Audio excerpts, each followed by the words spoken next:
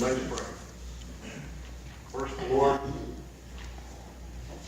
illuminate our hearts and minds, all that we say and do, so that your love and your grace shine through our living.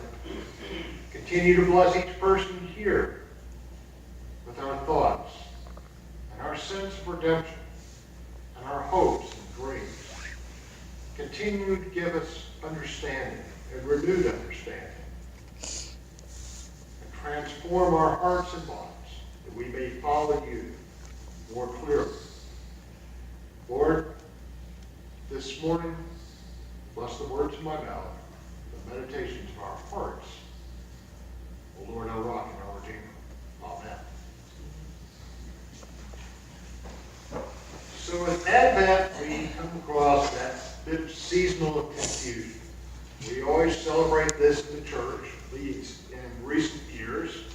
But honestly, Advent only has meaning for churches that follow a liturgical calendar. So if your church doesn't follow a liturgical calendar, like Christmas to Lent to whatever, then it may not mean as much to you. Growing up, our churches didn't follow that calendar. The ministers just simply figured out their own preaching schedule, chose the passages they wanted to preach from, and that was it. Now we realize that we need to really focus across the whole part of the Scripture as much as we can. We do this in a 3-year cycle. And each year, we've gone across the same periods and cycles to help us read the Bible. As I said, if you don't follow these things in the church, then you can probably be easily excused for not knowing anything about Advent. Advent then falls into the same frenzy as the pre-Christmas rush of consumer excitement, things that other people push onto us. And after all, really aren't the Santa sightings the surest sign of the holiday? But confusing Advent with pre-Christmas risks losing an important part of our understanding of faith. And not unlike a season of Lent, Advent is also a penitential season. That's what this purple color connotates, is a season of penitence.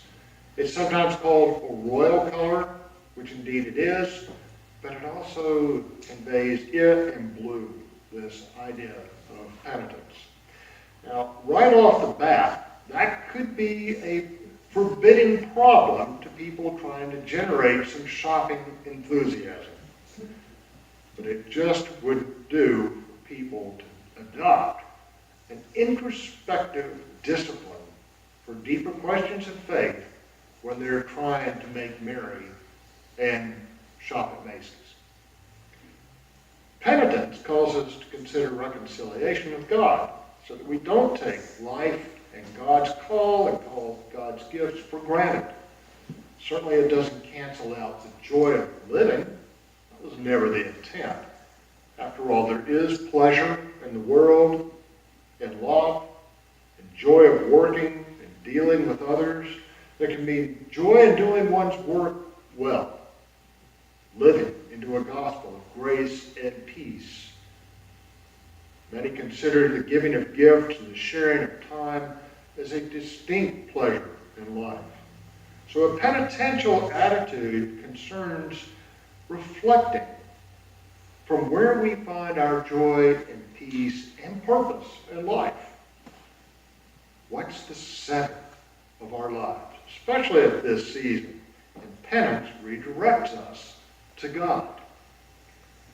And in the same way, Advent reminds us of times of watchful waiting. Think about the life of the Jewish people in the wilderness for 40 years while they were waiting for God to prepare them to enter a new way of life, the promised land. It also recalls those times of exiles when they waited, sometimes on a tenuous hope and security. Advent reflects times when God's promise of a Messiah, strong to save, seemed remote and absent. And yet, Christians understand that Jesus is our Messiah, true to God's word. So the Jews, and now we who are Christian, and you could also argue the Muslims, understand our identity to be bound up in God's words. We are people of the Word. More importantly, we are also people of God's promise. People who seek God's continued coming into our lives, into our world, not abandoning us, but always coming to us and leading us farther and closer to himself. God has promised to be with us to deliver us. So despite the dreams of sugar plum fairies and brightly colored tinsel, many people struggle to celebrate as they consider the threats and the turmoil in our world. Thousands will struggle with uncertain shelter following the fires in California, the Camp Fire and the Paradise Fire, but others as well. Now the rain's coming. Shelter is hard to find there. They will have tents. Some will have trailers. Some will basically try to deal with whatever they have, sharing space with friends or not. The world is struggling with mass migrations of peoples fleeing violence, and corruptions, and worse fates. People fleeing from the effects of climate change, from economic forces beyond their control, and people in our own culture worry about dissent, division, dividing our country.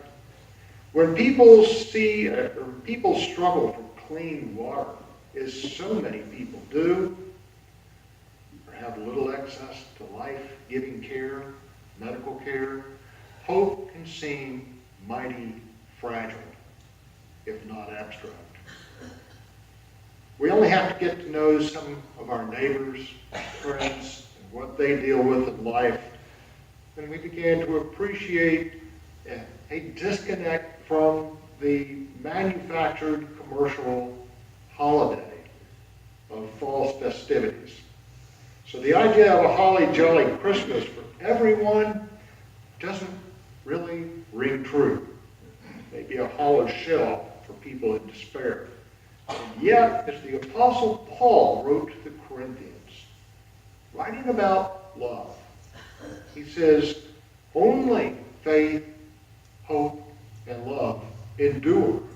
These three, and the greatest of these is love. So I believe that hope endures among the faithful because God has touched us with God's own redeeming love. At different points, hope and love. Advent is a time for us, then, to reconsider what it means to live with the knowledge of Christmas and Easter and the gospel of Christ Jesus. According to Jesus, we do not know the times and the seasons when the kingdom will be fulfilled, except that it is part of God's plan and God's time. In the meantime, Jesus advises us to be awake and be faithful and be prepared for every sign and appearance of God's kingdom and peace, especially when we find ourselves in a spiritual wilderness of sorts. God invites us to be with God and follow God in all of these wilderness times and sightings, so that we may begin to learn, even there, God is with us. With the coming of Advent, the church has turned a page in its calendar to a new cycle of seasons and readings in God's grace. But it's a bit like turning the page in a book. We look forward to what the next page may have for us. And sometimes it's slow going in a book. What keeps us reading sometimes? It's the promise.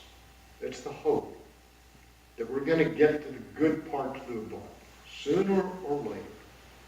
And we will be satisfied by what the author has written. Stay tuned in Advent. Thanks be to God.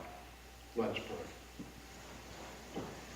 Gracious God, you give us so many things to consider and think about. And thank you for the blessings of our minds and our hearts and our souls. Thank you for the blessings of people who share faith and share hope. Continue to be with your people throughout this world who turn to you in times of need and in times of joy. Amen.